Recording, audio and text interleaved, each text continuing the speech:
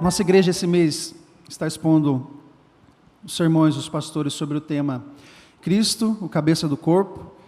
E nessa noite nós vamos seguir com essa mesma temática.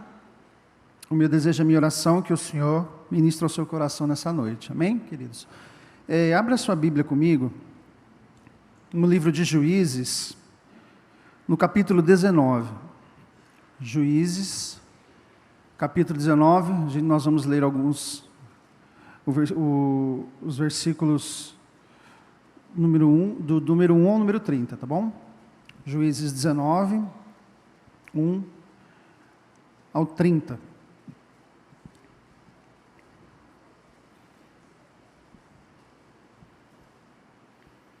Pode procurar que tem Juízes, viu? Juízes, capítulo 19, do 1 ao 30.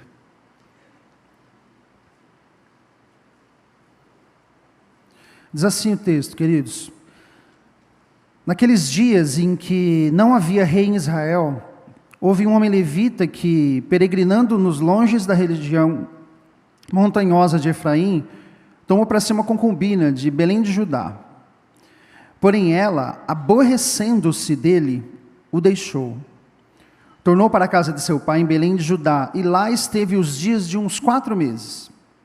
Seu marido, tendo consigo seu servo e 2 jumentos, levantou-se e foi após ela para falar-lhe ao coração, a fim de tornar trazê-la. Ela o fez entrar na casa de seu pai. Este, quando o viu, saiu alegre a recebê-lo. Seu sogro, o pai da moça, o deteve por 3 dias em sua companhia. Comeram, beberam e o casal se alojou ali. Ao 4º dia, madrugaram e se levantaram para partir. E então o pai da moça disse ao seu genro: fortalece-te com um bocado de pão e depois partireis. Assentaram-se, pois, e comeram ambos juntos e beberam. Disse então o pai da moça ao homem: peço-te que ainda esta noite queiras passá-la aqui, e se alegre o teu coração. Contudo o homem levantou-se para partir, porém o seu sogro, instando e insistindo com ele, fê-lo pernoitar ali. Madrugando ele ao 5º dia para partir, disse o pai da moça: fortalece-te, detém-vos até o declinar do dia, e ambos comeram juntos.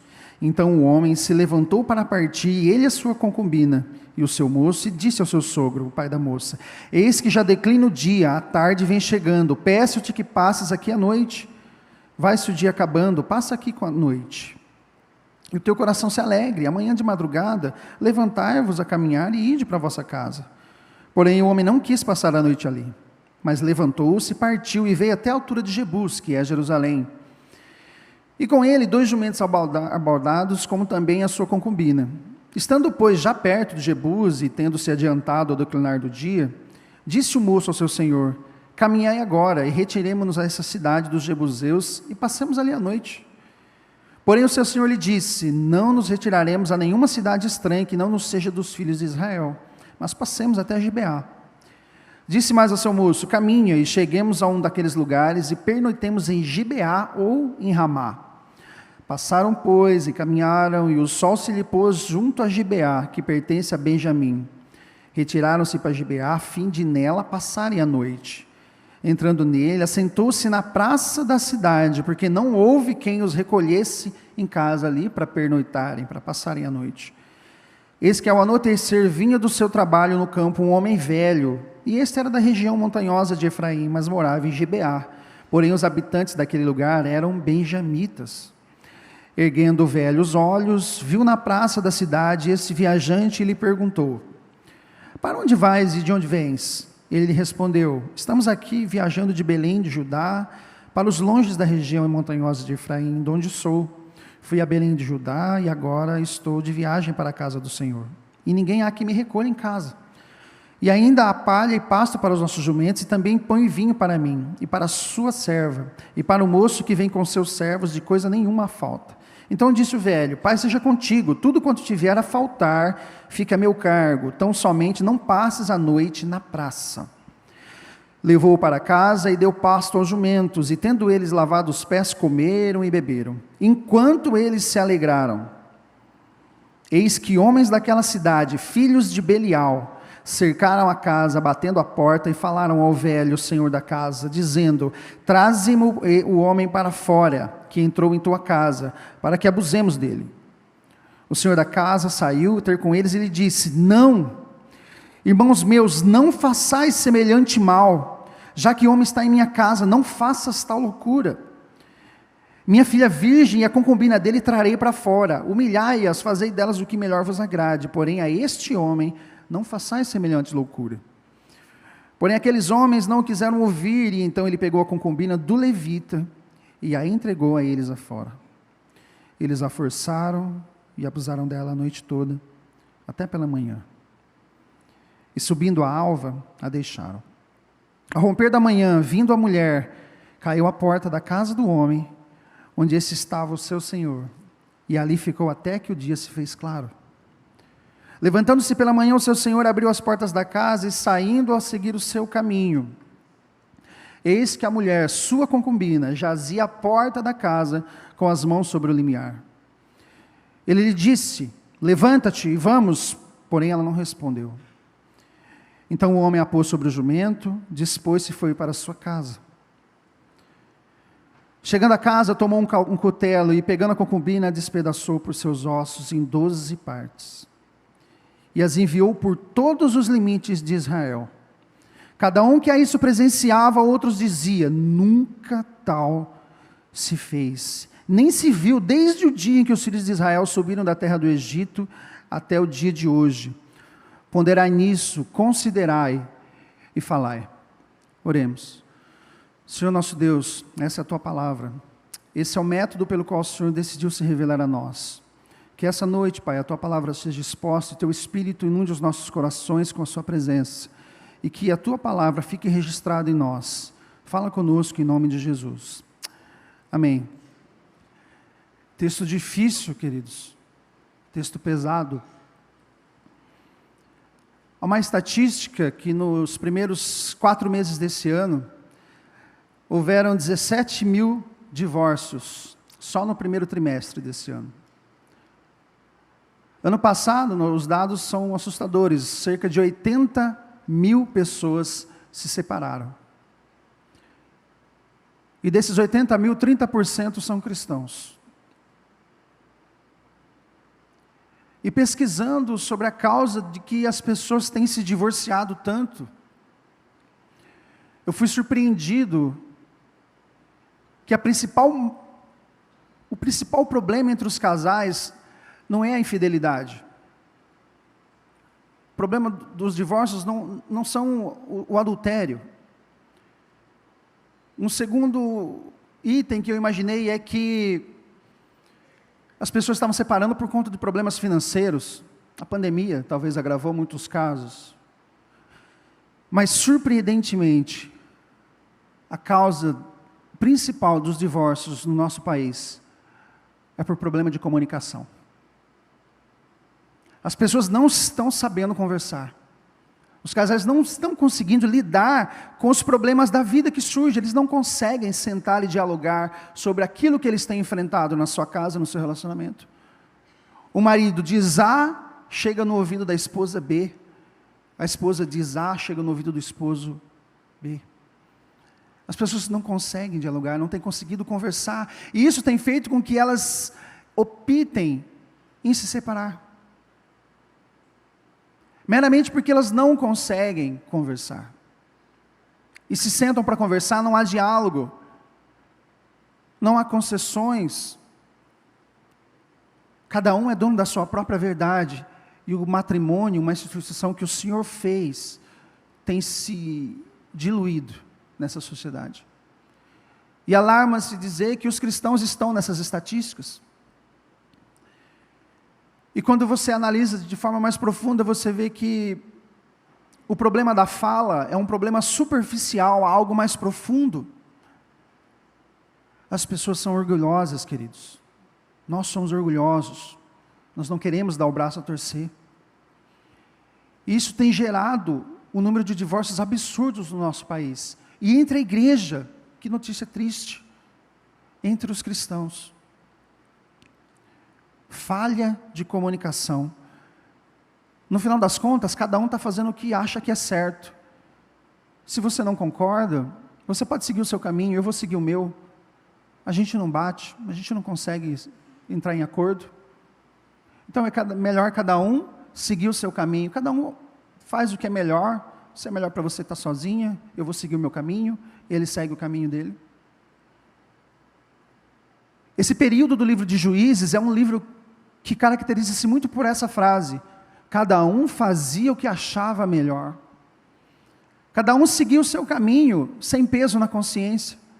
É o período onde Josué entra na terra prometida, até Samuel coroar Saul como rei. Cerca de 350 anos, o povo viveu sob o governo dos juízes.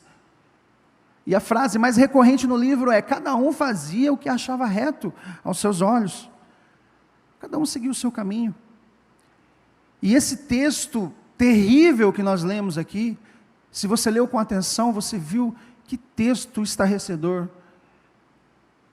Ele demonstra o auge da atrocidade que acontecia em Israel nesse tempo.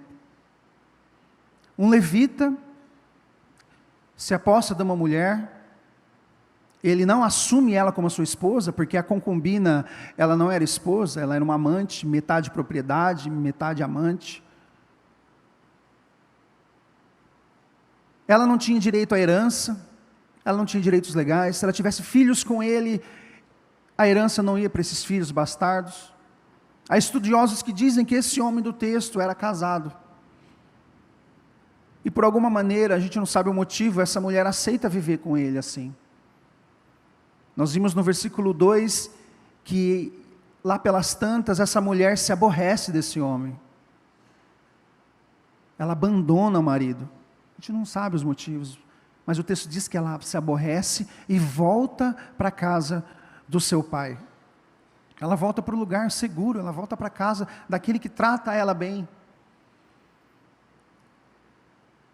Nós vimos no texto que ela fica lá por 4 meses, irmãos.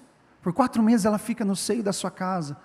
Não sei se ela tinha irmãos, se ela ainda tinha mãe viva, o texto não diz, mas ela está com seu pai. E como nós lemos, o texto diz que esse homem vai até Belém de Judá, atrás dessa mulher novamente. E o texto diz que ele foi atrás dela para falar-lhe ao coração. E aquele homem atravessa Israel e vai até o sul, na casa daquela família. E quando aquele homem vê o antigo genro, ele abre a sua casa para recebê-lo. E se tem algo que é característico do povo de Israel, é a hospitalidade. O povo israelita, ele tem por tradição ser um povo hospitaleiro. Nós vemos em Gênesis 18, quando Abraão recebe 3 homens, que depois nós vamos descobrir que eram 3 anjos.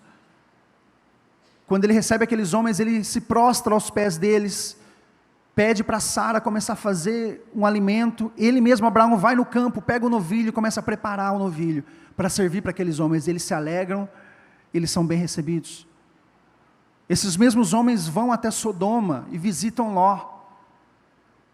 Ló os recebe na sua casa, os hospeda e também os alimenta.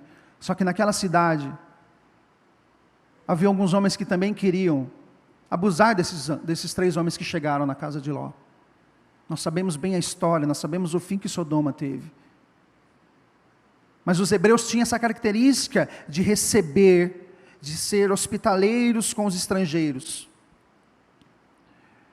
E nós vimos no texto que o pai da concubina, ciente dessa tradição, ele recebe o levita e o seu servo e os seus animais. E por 5 dias, ele pega o alimento da sua despensa e alimenta o levita e o seu servo, com a maior alegria, dizendo: fique conosco mais um dia, fique conosco, permaneça com a gente, vamos nos alegrar. E a sua filha ali do lado. Talvez a insistência daquele senhor em manter aquele homem ali, é aquele que queria manter a família por perto. De certo, a filha tenha feito queixas daquele homem, mas ele o recebe. E após 5 dias, ele detendo aquele homem, nós vimos no texto, aquele homem decide ir embora e leva a sua filha. A Bíblia não fala o nome dela e nem o nome dele. E eles caminham sentido a Siló. Aquele homem com a sua concubina, a gente não sabe se ela estava triste no caminho, se ela estava pesarosa, porque ela veio embora para ficar com o pai. Mas o homem vai buscá-la, e o seu pai a entrega. Se você vai caminhando no texto, você vê que eles decidem por lugar, por fim optam em ir para Gibeá. E queridos, quando eles chegam em Gibeá, a hospitalidade não é tão alvissareira como ele presenciou em Belém. Ele fica numa praça, e provavelmente a praça é um lugar de circulação pública, muitas pessoas passam por ali, e ninguém se importa de saber quem são aqueles estrangeiros para oferecer hospitalidade. No final do dia, um senhor que estava trabalhando, ele olha aquela pequena família, e sugere para eles, olha, venham para minha casa, entrem, vamos festejar, vamos nos alegrar, eu vou cozinhar para vocês. E nós vimos no texto que eles entram naquela casa e começam a festejar, começam a se alegrar pela tradicional hospitalidade judaica. Em meio a essa festa, homens perversos, homens que o texto chama de filhos de Belial, batem na porta, reclamando a vida daquele levita, porque eles querem violentá-lo lá fora. O texto é duro, o texto é difícil, queridos, porque ele relata uma atrocidade horrenda, na qual aquele povo vivia fazendo aquilo que eles achavam melhor fazer. E aquele senhor, quando ele entra em contato com aquilo, que ele ouve as pessoas batendo na porta dele, pedindo para que jogasse aquele homem para fora, aquele homem que ele estava hospedando, ele diz, pelo amor de Deus, não façam tal loucura. Na mesma medida em que ele está preocupado com a hospitalidade com o levita, o juízo está tão deturpado naqueles tempos, queridos, que ele ousa sugerir que os homens levem a filha dele virgem para fora, e a concubina, para que eles façam o que eles quiserem com elas. Quando um povo, quando uma casa, quando uma família, quando um casal se distancia da lei do Senhor, é só ladeira abaixo, queridos. Se a palavra de Deus não rege a nossa vida, nós somos capazes de fazer as piores atrocidades. Valorizamos coisas que não têm valor. E passamos a valorizar aquilo na qual a palavra de Deus não endossa, naquilo na qual o Senhor não prescreve na sua palavra. Esses foram os tempos mais sombrios dessa nação. Eles sugerem entregar a própria filha, para que os homens façam com ela o que eles quiserem. Ou a concubina, eles podiam escolher. Mas aqueles homens não arredam, eles queriam que o levita fosse lançado para fora. Imagina o desespero da filha do homem e dessa concubina dentro da casa. E o texto não revela, não diz alguma manifestação do levita para defender a concubina que ele tirou da casa do pai. Porque por mais que ela não tivesse direito nas posses dele, e nem os filhos dela, ele tinha o dever de protegê-la. Ele tinha o dever de dar a vida por aquela mulher. E o texto revela um silêncio ensurdecedor. Ele não se manifesta, ele não entra na frente. Imagina o desespero dela e da menina se abraçando para se proteger, porque elas seriam lançadas, seria um estupro coletivo, elas estavam desesperadas. O coração palpitando, sem imaginar o que aconteceria com elas durante aquela noite, com aqueles homens desconhecidos e estranhos. E nós vemos no texto que aquele senhor atira aquela concubina para fora. E talvez ela aos prantos, aos gritos, dizendo para o marido, para o levita, por que você tirou-me da casa do meu pai? Por que você tirou-me da segurança da casa do meu pai, para me jogar aos lobos desse jeito? Certamente ela não foi muda para fora. A vizinhança devia estar ouvindo os gritos dela. E o texto diz, queridos, o texto nos conta, que aquela mulher, ela foi abusada toda a noite. Ela foi violentada a noite toda por aqueles homens. Sem dúvida, ela gritou, mas os gritos eram inúteis. A vizinhança, a trilha sonora maligna daquela noite foram dos gritos daquela mulher. E ninguém saiu para fora para acudir. Porque naquela época, cada um fazia o que era certo aos seus próprios olhos. E o texto nos conta que aquele covarde daquele marido dela não sai para fora para acudi-la, para intervir. Aquela mulher fica sozinha a noite toda, sofrendo toda aquela atrocidade. O texto nos conta que ao romper da manhã, aqueles homens descartaram aquilo que para eles era um objeto, na porta da casa daquele senhor.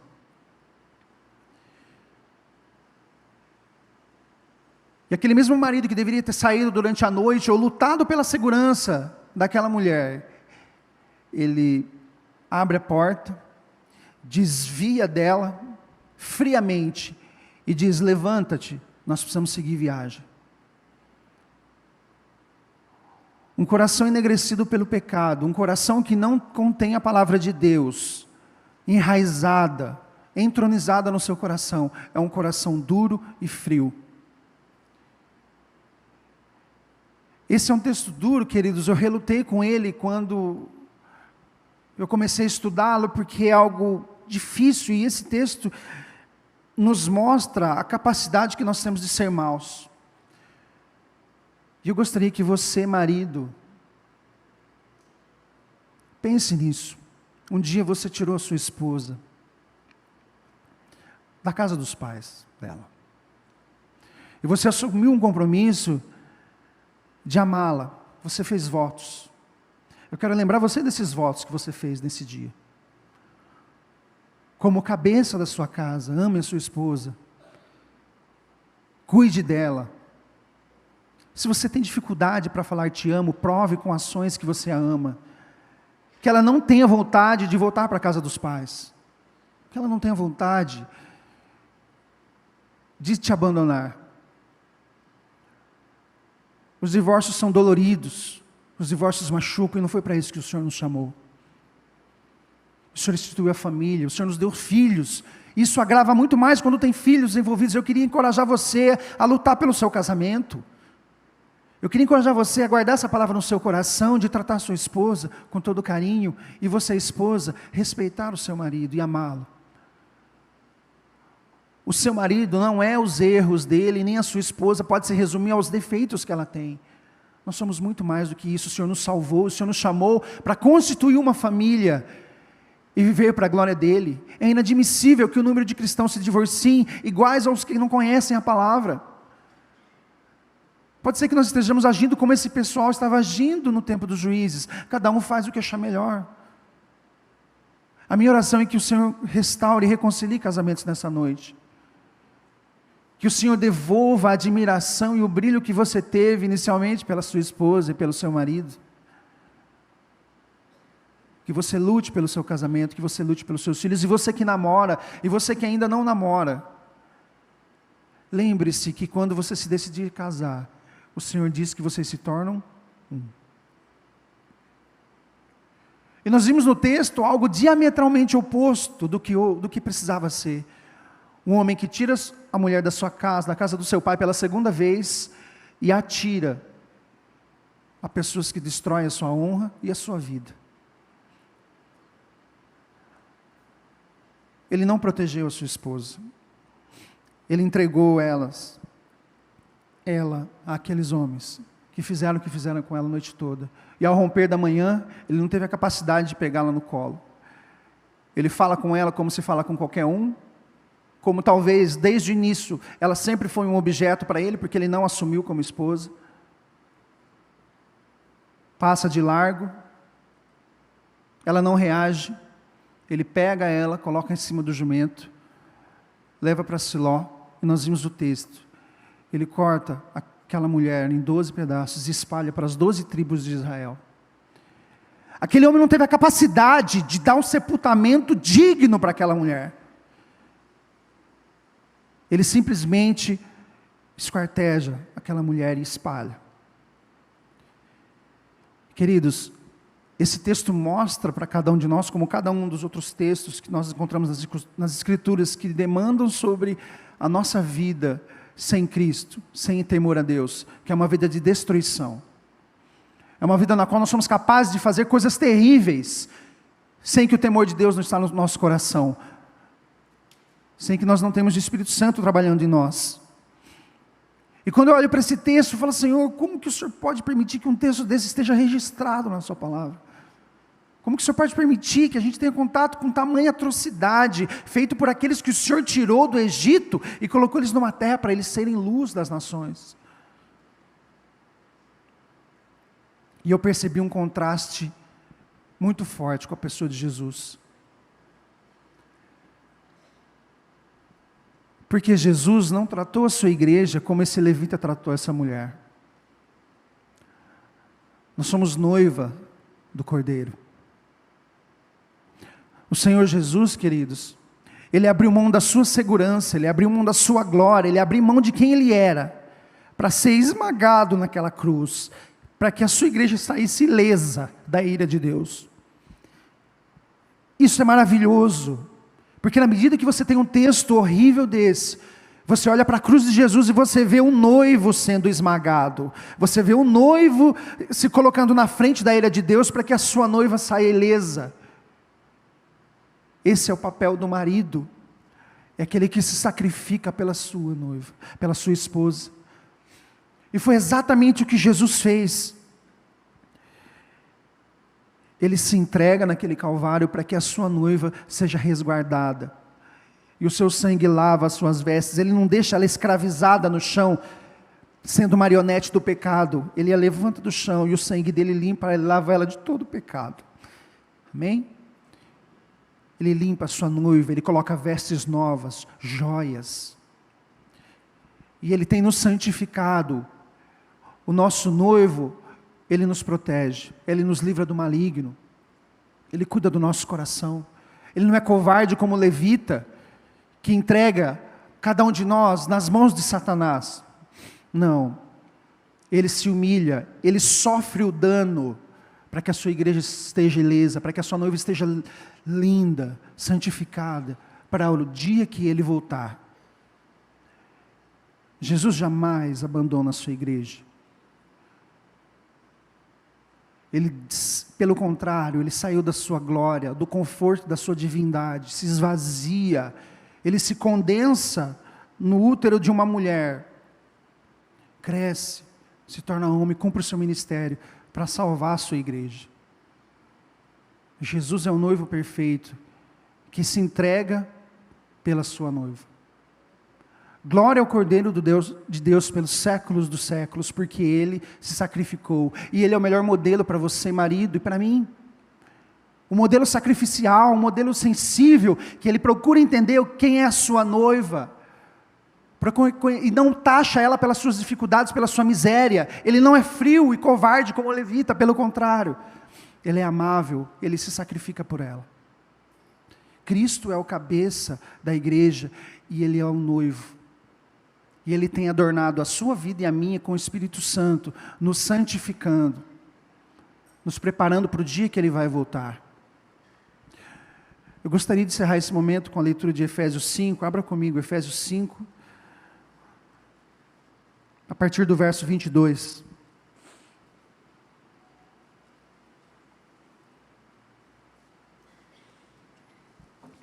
Carta de Paulo aos Efésios, capítulo 5, 22 em diante. Diz assim o texto, queridos: as mulheres sejam submissas ao seu próprio marido, como ao Senhor. Porque o marido é o cabeça da mulher, como também Cristo é o cabeça da igreja, sendo este o mesmo Salvador do corpo. Como, porém, a igreja está sujeita a Cristo, assim também as mulheres sejam tudo submissas ao seu marido. Maridos, amai vossa mulher, como também Cristo amou a igreja e a si mesmo se entregou por ela, para que a santificasse, tendo-a purificado por meio da lavagem de água pela palavra, para apresentar a si mesmo gloriosa, sem mácula, nem ruga, nem coisa semelhante, porém santa e sem defeito. Assim também os maridos devem amar a sua mulher como ao próprio corpo. Quem ama a esposa, a si mesmo se ama. Porque ninguém jamais odiou a própria carne, Antes a alimenta e dela cuida. Como também Cristo faz com a igreja, porque somos membros do seu corpo. Eis porque deixará o homem a seu pai e a sua mãe e se unirá à sua mulher. E se tornarão os dois uma só carne. Grande é este mistério, mas eu me refiro a Cristo e à igreja. Não obstante, vós, cada um per si, também é minha própria esposa, como a si mesmo. E a esposa respeite ao seu marido. Que Deus abençoe cada um dos irmãos em nome de Jesus. Amém.